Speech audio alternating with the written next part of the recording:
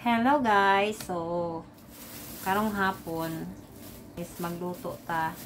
So kabalo ba mo nga ang isa sa dakong problema namong mga OFW gikan sa trabaho ang among hunahunahon ug unsa na pud among lutuon pagkagabi So mo pa pag-abot na ko gikan sa work guys. And so magluto na sa tag sudan na to, sa sudan sa itong mga batos. So, kaya nakakita man kong kamunggay, maghagpatag kamunggay. So, samtang maghagpatag kamunggay, chika-chika ta. So, pasok mga marites dyan. So, sulod mo mga marites, mag-storya ta about sa kinabuhi na mo there sa abroad. So, part 1 pa lang ni. So, mao to. Na ako'y alugbati man mahagpat na ako alugbati tapos magmunggos taron guys. So samtang maghagpat ko og kamong guys tana to og potato. Then balanchong. Tarang. So balanchong ni siya guys. Ano ba, pumpkin white ba to? Pumpkin white to siya. Dayon samtang maghagpat ko og kamunggay, magchika ta. So, kabalo ba mo nga nag-expect ang taga-Pilipinas nga kaming mga naa sa abroad, specifically dyan dire sa Bahrain ha. Kay abidyo nila taas kay great dire. So, milyonarya sad me. Maming nagpala og bulawan, no, sa balas. Was la kabalo guys, nga among kinabuhi dire mura ra jud sa Pilipinas. Tinuod lang. We're arguing nasa Pilipinas. So, imagine lang siguro talag sara may makagawas. Kung gusto ko, makagawas man. Pero, pag imo kasing sahod, sakto-sakto lang. So, tipid-tipid din pag may time, no? Mahal man. Especially pag nakay estudyante. So, munang karon, kamunggay sa takaron. Lamay kay kamunggay guys. Lamay kay ni siya munggusan. So maglatatag mungguson niya. Tapos samtang naghagpat ko aning kamunggay, magchika sa ta. So mao to guys nga kabalo ko dili lang ako ang makarelate ani no. Tanang OFW makarelate jud ani nga story ba. Nga kabalo mo diri sa ngalan lang na abroad ang nindot. But mura ramig na sa Pilipinas. Sa Pilipinas siguro inaani nga mga utanon pwede ra nato ni makuha sa tugkaran. So dire palito namo. So mo lang na siguro diferensya. So less lang siguro ang cost of living sa Pilipinas compared sa abroad. So dire sa abroad pod among sahod di pod may makaingon nga wa may kwarta. No naara gyud kwarta pero sapat ra gyud siya. Enough lang. Siguro na ay katong nga dago yung sahod nga sobra-sobra ilang kwarta. So, kato sila murag medyo nakaluwag-luwag sa kinabuhi. Siya. Pero sa case namo, ang minimum wage dyo dire kasagara sa Bahrain ha, nasa 300 pataas. Minimum ha, pero di na siya free of accommodation. So, siguro kung na may free of accommodation, rare lang. So, ang worst jud na yung ubang kumpanya na ang sahod taon sa mga empleyado tag 120 pataas ra gud siya. 120 mag-start og 120 pataas. So, kabalo kag pila ra na sa tuwa, di gani nakabot og 20,000 sa tuwa or kung taas-taas ang rate nasa 20,000. Pero ang naka-diferensya lang is libre mi tanan or libre sila tanan, di ba? So libre balay, makalibre pa og especially sa among case so libre mi balay, makalibre pa mi og mga utanon. So kani mga utanon mo guys, makalibre man mi ani. Tapos makalibre mi mga prutas, libre may transportation. So, kana lang siguro mo naka-diferensya sa mua. So, gamay mix sahod, pero ang amo ang sahod is para murag net na siya ba. So, nasa uban nga dako og sahod, pero dako sa sila gasto. Electricity, sa balay pa lang. So mahal ang cost of living diri, guys. So bisan asa man nga lugar, bisan sa tuwa mahal man sad, pero pag ngalan nga abroad ka, nara jud kay kuan ba, nara kay kuot-kuot, no? Especially pag naasad kay pamilyang gibuhi sa Pilipinas. So kitang mga Pilipino, kuan naman gyud nato nga parang dili na to obligation nga buhi natong pamilya, at least especially ang atong mga ginikanan, pero mura man jud kuan na nato nga magpadala ta sa ilaha, no? So kaya yung mga kanang mga extra nga mga kuri-kuri, mga sa mga nagdahom sa uban nga, uy, pautang ta dira bi kay may ubay nakakwarta, okay man, basta naalay extra, may problema. Pero sa tinuod lang, igo-igo ra gyud ang amo ang sahod. So diri ang isa sa pinakamahalog cost diri, no, ang sako ang based on my personal experience kayang estudyante gyud. Grabe kamahal ang tuition diri sa abroad, guys. Ambot lang sa ubang lugar kay libre man siguro ang ilahang education dito, so swerte sila. Pero diri sa moa sobra kamahal. Kabalo ka ang kinder 1 diri, ang LKG ang nabayra namo 100,000 plus ya sa Pilipinas. Kinder na ha, kinder 1. So kung imo siyang kwintahon, kung magsalig ra ka sa imong sahod bulan-bulan, diharap waon mo ang tanan, kulang gyud. So kinahanglan jud ka og emergency fund or trust fund or usa pa ng fund, educational fund, na before pa nag-eskwela imong bata, dapat napunduhan na nimo kay aron dili ka maglisod.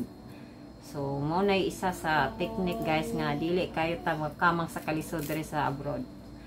Pero kanang uban nga nag-expect, uy, yahay mo diya sa barin, kataas ninyo rate diha. Oo, second jud mi sa pinakadakong rate dere. Una sa Kuwait, tas dere sa Bahrain. So karon no, abot na siya 150. Pero among gastoon sa dere, igo-igo ra pud among sahod. O i-convert nimo diya sa Pilipinas, gid siya. So di ko siya ingon nga kuan bitaw kaayo. So morning, amo ang mga sudan diri kabalo ka mura na sa Pilipinas, o kamunggay, ginisa, inununan, tinula, mura ginibalik-balik na magsudan. Kamo may libre may mga gulay-gulay. So mura balik-balik na magsudan, manok, isda. So sahay makakaon mi sa gawas pag naay mga okasyon, o pag gusto ko lang namo, pwede gud ka makakaon sa gawas nga nung dili. Pero kung gusto magtipid-tipid, so magluto-luto ka rin pag may time, no?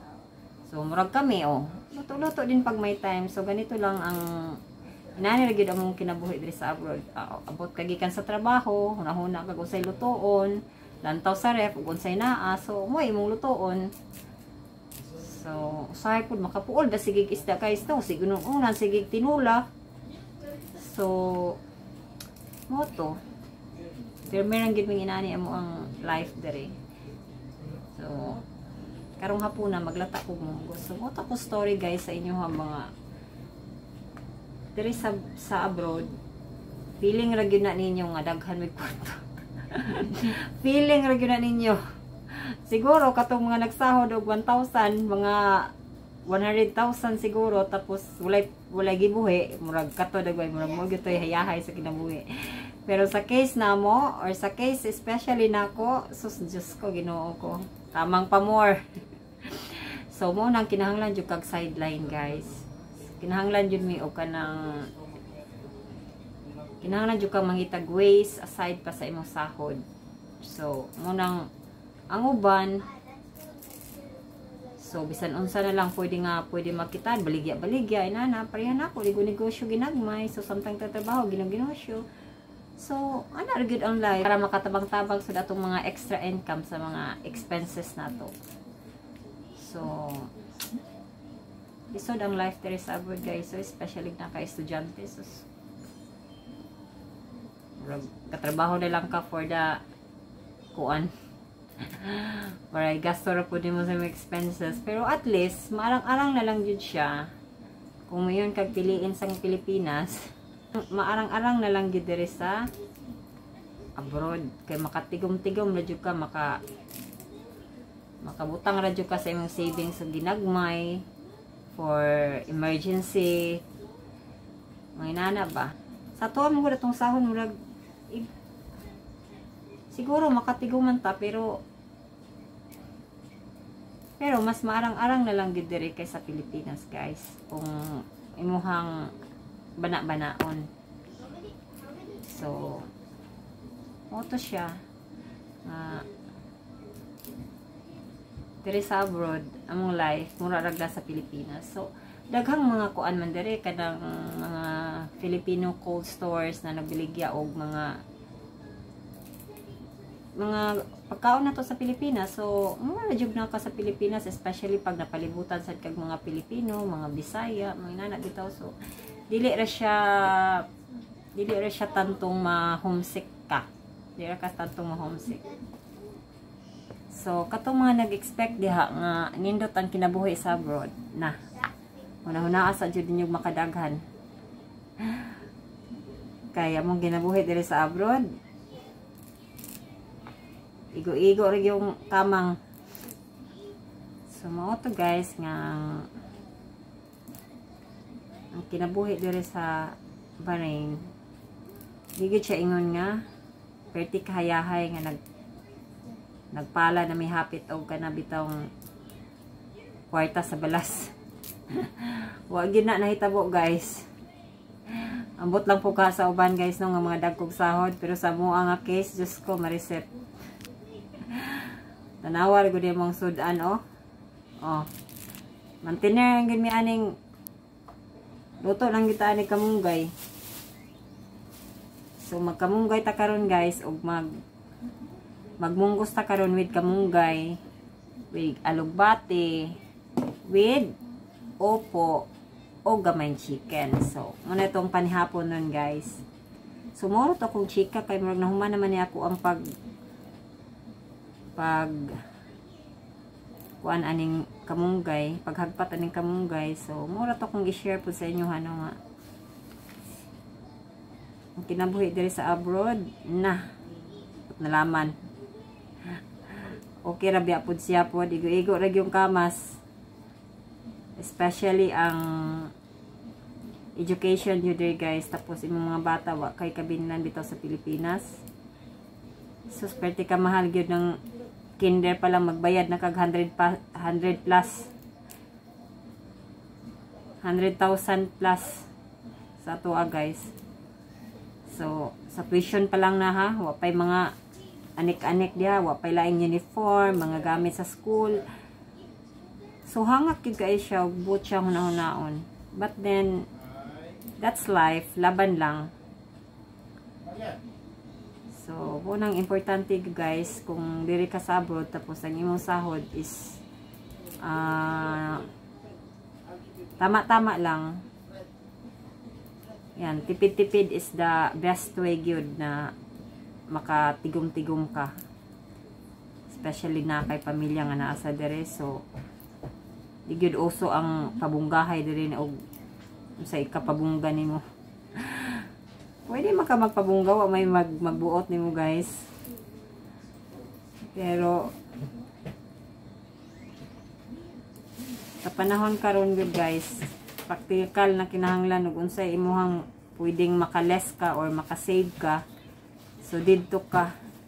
Wala gud po nagmangon patag supermarket og asa tong promo adto ta mamalit. So ana among kinabuhi sa abroad guys. Sahay guys, among sudan diri atong last nag-upload ko o miswa with sardinas. So ana lang. So karon na sad maglata na sad kog munggos o with kamunggay. So di ba yummy kay ni guys, healthy. Healthy sa mga bata guys. Talagsa ra may makakaon diri mga karni-karni guys. Especially namo ha. Kaya kung bana di mo ka og karning baboy, ako sa di mo ka og karning baka. So makales mi na ara gyud mi sa manok o sa isda o sa gulay. Mora gyud na pwedeng kaunon sa mga bata. Og mga prutas. So advantage lang namo kay mga libre may aning mga kuana pagkauna.